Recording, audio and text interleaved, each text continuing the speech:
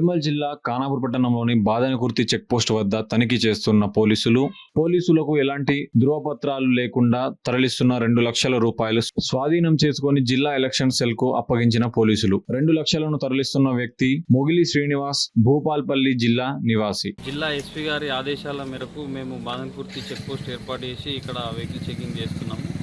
ఈ లోక్సభ ఎన్నికల నేపథ్యంలో వెహికల్ చెకింగ్ చేస్తుండగా భూపాలపల్లి జిల్లాకు చెందిన శ్రీనివాస్ అనే వ్యక్తి దగ్గర ఎలాంటి ధృవపత్రాలు లేకుండా 2 lakhs రూపీస్ అమౌంట్ దొరికింది.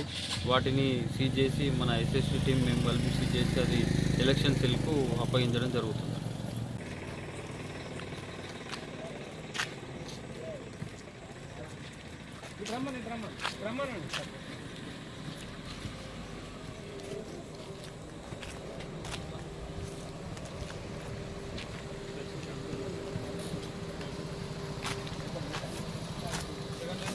गाड़ी में चेक करो।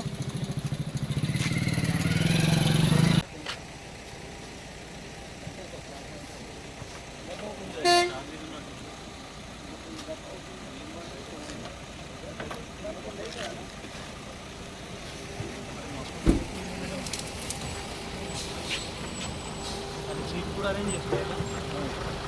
సీట్ అరేంజ్ చేసుకొని సామాన్